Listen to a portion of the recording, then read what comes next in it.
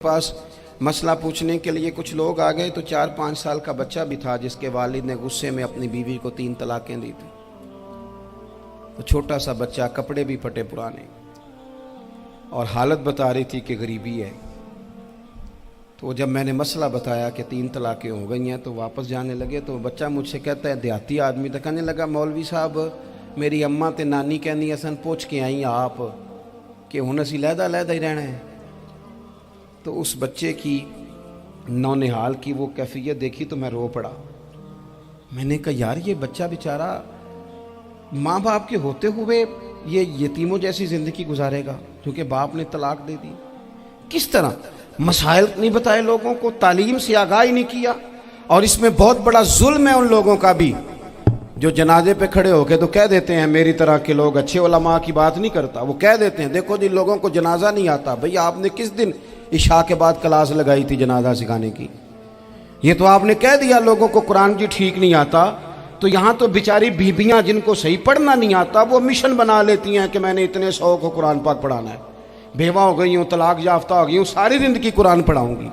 हम क्यों ये मिशन नहीं बनाते, क्यों इस तरफ सफ़र नहीं करते? एक तो दीनी मालूमात में, दीनी उलूम में अपने आप को लगाएं और ज़ौक़ पैदा करें कि जो चीज़ें मुझे नहीं आती मैंने वो सीखनी है, जो मामलात मुझे नहीं आते मैंने उनकी तरफ सफ़र करना है। एक तो अपना ये मिजाज बनाएं। और जब आप दीनी उलूम सीखते हैं तो पता है कौन सा मंज़र कायम होता है? मंज़र वो बनता है कि हज़रत अबू हुरैरा भी दीन सीखा करते थे, हज़रत अब्दुल्ला इब्न उमर भी असहाबे सुफ़ा में रहा करते थे, हज़रत अनस बिन मालिक भी रहा करते थे। और ऐसा मंज़र बनता है कि हज़रत सैयदा खदीजतुल कुबरा रज़ी अल्लाह तआला अन्हा फरमाती हैं, सैयदा फातिमा हुजूर की गोद में बैठी होती थी और नबी पाक से बातें पूछती थी और हुजूर उन्हें बता रहे होते थे। सैयदा आयशा हुजूर से दीन की बातें पूछती। चौथा हिस्सा हमारी फ़िक़्ह के उसूल हज़रत फातिमा की, हज़रत आयशा सिद्दीक़ा की मरवियात पर मबनी है। अगर हमारी बच्चियां छोड़ दें डाइजेस्ट पढ़ना, छोड़ दें इधर उधर की मूवी देखना और वो किताबों सुन्नत पर आ जाएं तो बहुत सारे मसाइल ऐसे हैं जो उलझने से पहले ही सुलझे हुए हों। दीनी तालीम का मिजाज और ज़ौक़। और दूसरी आयत करीमा मैंने तिलावत की, अल्लाह करीम ने कुरान मजीद में फरमाया, या अय्युहल्लज़ीना आमनू कू अनफुसकुम व अहलीकुम नारा, ऐ ईमान वालों खुद भी दोज़ख की आग से बचो और अपने घर वालों को भी बचाओ। ओ वालिद, वो माँ जो बच्चों को भूख से बचाने के लिए मेहनत करती है, उनको मायूसी से बहुत सारे माँ बाप ऐसे होते हैं जिनके पास कपड़े लेने के पैसे नहीं होते ईद पे। क्यों? अजान शुरू होगी जी, अजान सुने जी। अजीज़ भाई, जिस तरह हम अपने बच्चों को देखें, बहुत सारे माँ बाप के पास गुंजाइश नहीं होती, लेकिन इस नीयत से कि बच्चों के दिल टूट जाएंगे, ईद पे कैसे गुजारा करेंगे, मुश्किल से भी कपड़े ख़रीद के देते। इस तरह हम अपने बच्चों को भूख से, प्यास से, मायूसी से बचाते हैं। इस तरह हमारे रब ने हमारे ज़िम्मे लगाया है कि तुम अपने बच्चों को कोशिश करो दोज़ख की आग से बचाने की। हज़रत उमर फ़ारूक रज़ी अल्लाह तआला अन्हु ने अर्ज़ किया था, या रसूल अल्लाह सल्लल्लाहु तआला अलैहि वसल्लम, इस आया करीमा का माना क्या है? तो महबूब करीम अलैहिस्सलाम ने फरमाया, उमर, जिन चीज़ों का अल्लाह तुम्हें हुक्म देता है तुम अपने घर वालों को उन चीज़ों का हुक्म दो। जिन चीज़ों से रब रसूल तुम्हें मना करते हैं अपने घर वालों को उनसे रोको। अपने घर के अंदर निफाज़े दीन करने की कोशिश करो। मेरे भाई, बहुत ज़्यादा आजमाइश है हमारे घरों में, बेचैनियाँ हैं, इज़्तिराब है, बच्चों में सख्ती है, बहन भाई एक दूसरे के साथ लड़ते हैं, मिजाजों में तलखी आ गई। क्यों भला? इसलिए कि माँ बाप को जो बेहतरीन किरदार और जो हसीन तरीका घर में अपनाना चाहिए था, बच्चे तकरीर बाहर से सुनते हैं लेकिन वो फॉलो अपने माँ बाप को करते हैं। अगर माँ बाप में हौसला हो, सब्र हो, इत्मीनान हो, खुददारी हो, थोड़े पर गुजारा करने का मिजाज हो। देखे ना, आज डिप्रेशन है, टेंशन है, पैनिक्स अटैक्स हैं, बड़ी सारी चीज़ें आ गई हैं। क्यों भला? सब्र नहीं, तहम्मुल नहीं, बुर्दबारी नहीं। आजमाए। एक दिन एक बच्चा मेरे पास आ गया मदरसे का और आके वो रोने लगा। میرے گھر والے کہنے لگے کھانا چھوڑ دیں پہلے اس کی بات سن لے. میں نے کہا پتر کیا ہوا, کسی نے مارا ہے کسی استاد نے؟ کہنے لگے نہیں حضرت, گھر فون کیا تھا تو میری اماں اور ابا کی لڑائی ہو رہی ہے. بچہ کانپ رہا ہے, ٹانگیں کانپ رہی ہیں. میں نے کہا کیا ہو کیا گیا تمہیں پتر, لڑائی ہو رہی ہے تو گھروں میں ہو ہی جاتی ہے. کہنے لگے نہیں آپ کو پتہ نہیں وہ بڑا سخت لڑتے ہیں. میرے والد جب میری والدہ کو مارنے کے لیے آگے بڑھتے ہیں تو ہم سارے چارپائیوں کے نیچے چھپ جاتے ہیں, ہمیں خوف آتا ہے, وہ منظر خطرناک ہوتا ہے. یہ کون تکلیف دے رہا ہے اپنے بچوں کو؟ یہاں بیٹھے ہمارے ہاں میلوں دور رہتے تھے اس کے گھر والے, تو وہ تکلیف میں تھا, تو گھر میں کیا کیفیت ہوگی؟ اگر حوصلہ ہو, صبر ہو, قناعت ہو, اللہ کے دیے ہوئے تھوڑے رزق پر ہمیں راضی رہنا آتا ہو, ہمارے گھروں میں سکون آئے, اطمینان آئے, ہم جو زندگی بڑی خوشی خوشی گزار سکتے ہیں. ہمارے مزاجوں کا لالچ, ہماری طبیعتوں کی بے راہ روی, ہماری جھوٹی انا کا بت, ان ساری چیزوں کو ختم کر دیتا ہے.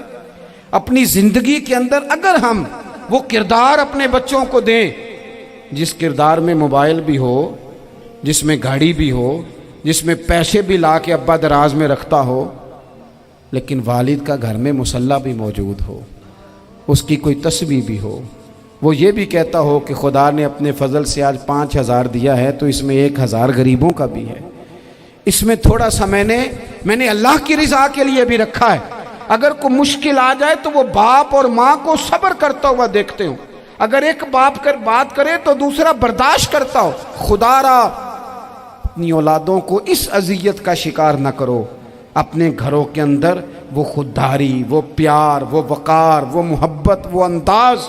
آپ تھکے ہوئے ہیں کوئی شک نہیں, آپ بہت سارے مسائل کا باہر شکار ہوں گے کوئی شک نہیں, لیکن آپ باہر سے تھک کے آئے ہیں. اور اگر آپ باہر اپنی فیکٹری کے مالک ہیں اور دفتر کے بڑے ہیں تو گھر میں بھی تو آپ بڑے ہیں نا. آپ کی ماں بھی تو انتظار کر رہی ہے, اس نے بھی تو دکھڑا سنانا ہے نا آپ کو. آپ یہ دیکھیے کہ آپ کے بچے بھی تو انتظار کر رہے ہیں, وہ چاہتے ہیں کہ ابا آ کے بیٹھیں تو ہم ان کے سینے پہ چڑھ کے تھوڑا کھیلیں. آپ کی اہلیہ منتظر ہیں. کچھ باتیں بیوی کسی اور سے نہیں کہہ سکتی, صرف اپنے شوہر سے کہتی ہے, لیکن وہ تو آتے ہی جلال میں آ گئے صاحب. وہ کہنے لگے تو بڑی نالائق ہے, میں تھکا ماندہ آیا ہوں اور تو نے مجھے کہانی سنا دی ہے. وہ اس خاتون سے شدت کے ساتھ پیش آنے لگے. میرے رسول پاک کی حیات نور کو دیکھو, حضرت ام ایمن حضور کی رضائی والدہ ہیں, ان کی بھی خدمت ہو رہی ہے. حضرت حلیمہ سعدیہ آ رہی ہیں تو خدمت ہو رہی ہے. حضرت عباس حضور کے چچا ہیں تو کریم فرماتے ہیں میرے چچا ہیں باپ کی جگہ پہ. حضور دوست احباب صحابہ غلاموں سب کے ساتھ پیار کر رہے ہیں.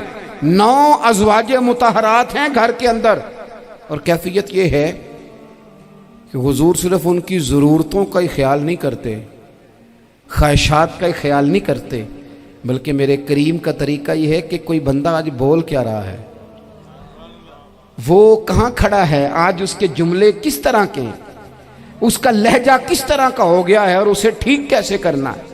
محبوب اس کا خیال فرماتے, توجہ کرتے. میں کہتا ہوں کہ ہم سب کو شوق آیا ہے آرام کرنے کا. میں صبح 11 بجے سے پہلے اپنے گھر سے نکل آیا تھا اور یہ وقت آ گیا ہے اور رات کو خدا جانے کس وقت گھر پہنچنا ہے. کئی دفعہ کیفیت یہ ہوتی ہے کہ گاڑی سے اترتے ہیں تو پھر دل کرتا ہے کہ کوئی اٹھا کے چلائے نہ کبھی.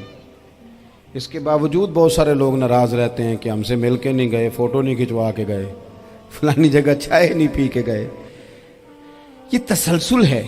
لیکن میں جتنا مرضی تھکا ماندہ گھر جاؤں گا نا, کبھی ایسا نہیں ہوا کہ میں گھر جاؤں تو بڑی ٹینشن میں جاؤں.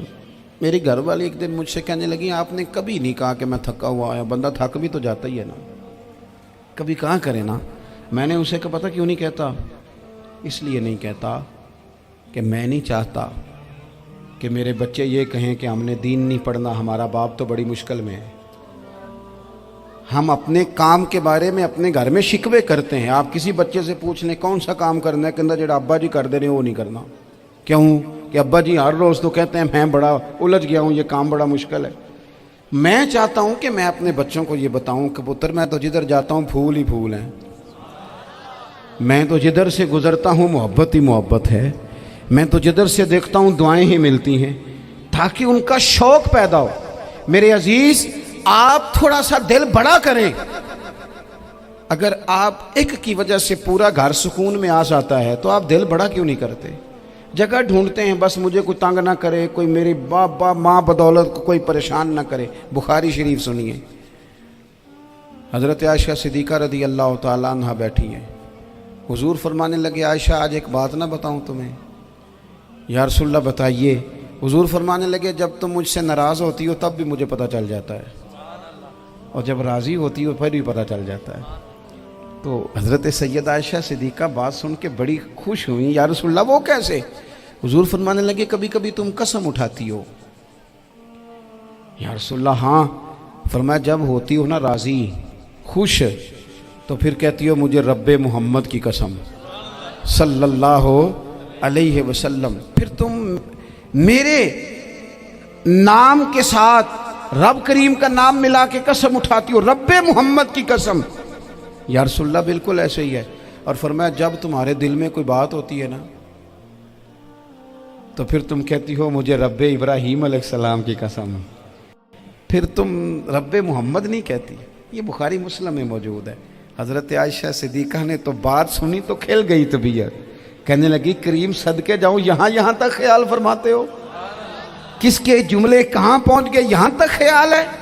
فرمایا مجھے پتہ چل جاتا ہے کہ تمہاری کیفیت کیا ہے، کہاں کھڑی ہو۔ اور بھئی ہم تو اپنی ماں کا بھی خیال نہیں رکھتے۔